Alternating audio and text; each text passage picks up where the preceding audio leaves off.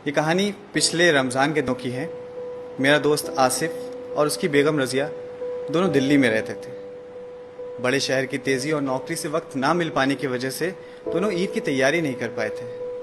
तो संडे का दिन था और आसिफ ने अपनी बेगम से कहा कि जल्दी करो, हमें बहुत सारी तैयारी करनी है और हमारे पास सिर्फ आज ही का दिन है।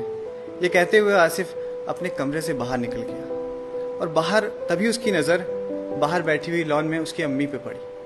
अम्मी जो कुछ ही दिन पहले उसके घर आई थी गांव से। इतने साल से वो अकेले रहती थी और पहली बार ईद मनाने के लिए अपने बेटे के साथ शहर आई थी। आसिफ कुछ सोचते हुए वापस अपने कमरे में गया और उसने अपनी बेगम यानी रज़िया से कहा कि रज़िया, तुमने अम्मी से पूछा कि उनको ईद पर क्या चाहिए?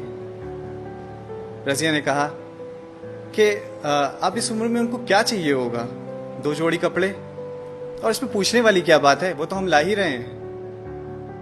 आसिफ ने कहा कि अम्मी पहली बार हमारी घर आई हैं ईद पर, तुम्हें पूछ लेना चाहिए था। तो रज़िया ने बोला कि ठीक है, इतना प्यार आ रहा है तो तुम खुद ही क्यों नहीं पूछ लेते। रज़िया की आवाज़ में थोड़ी सी तेज़ी थी। ये कहते हुए रज़िया तेज़ी से बाहर निकल गई। आसिफ अपने अम्मी के पास गया। उसने बोला कि अम्मी, ईद पर हम लोग खरीदारी करने बाहर जा रहे हैं, आपको कुछ चाहिए तो नहीं? उतने में ही अम्मी ने बोल दिया कि बेटा, मुझे कुछ नहीं चाहिए। बहुत जिद करने पर, आसिफ की बहुत ज़्यादा जिद करने पर अम्मी ने कहा ठीक है, तुम इतनी ज़्यादा जिद कर रहे हो तो ठीक है, मैं तुम्हें लिख कर दे देती हूँ। तुम और बहू इतनी सारी खरीदारी करनी है, कहीं भूल ना जाओ। अम्मी कमरे में जाती है और कागज़ पे कुछ लिख के उसको फोल्ड करके वो पर्ची दे देती है। आसिफ वापस अपनी कार में आता है और बैठते हुए रज़िया से बोलता है कि देखा, अम्मी को भी कुछ चाहिए था।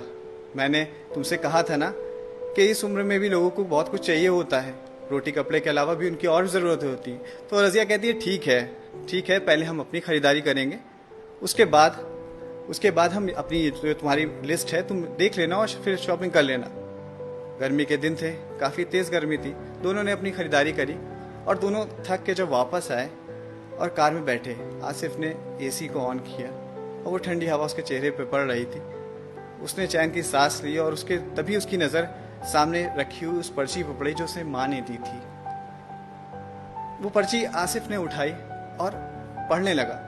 तभी रज़िया बोली कि इतनी बड़ी लिस्ट, पता नहीं क्या क्या उसमें लिख के रखा होगा माँ ने, पता नहीं क्या क्या उसमें माँ ने भेजा है, क्या क्या लिखा है।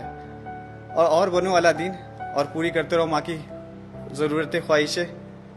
बस ये बोलना था, पर ये क्या कि आसिफ के आंखों में आंसू थे और उसके हाथ कांप रहे थे। रज़िया घबरा गई।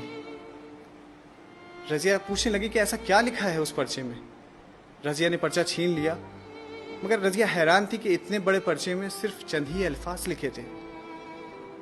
उस पर्चे में लिखा था कि बेटा, मुझे ईद तो क्या, किसी भी मौके पर कुछ नहीं चाहिए।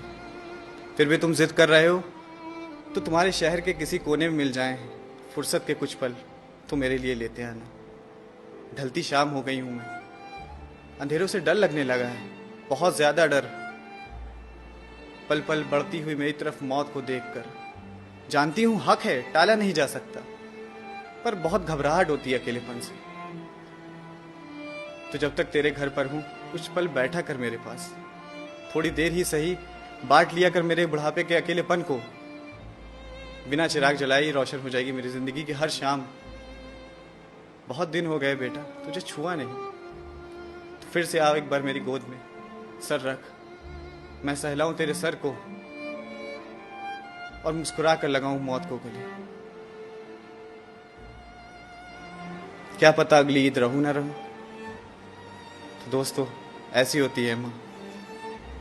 इस ईद हमें अपनी माँ को कुछ तोहफे में खाली हम सिर्फ अपनी कुछ पल दे सकते हैं। कुछ पल बैठ के उनके साथ गुजारना ही उनके लिए बहुत बड़ी बात है। तो मैं आखिरी में बस जाते जाते कुछ अल्फाज, कुछ चंद शेर आपकी नज़र करता हूँ कि खुशी कहते हैं किसे, ऐ मेरे हमदम समझ लेते।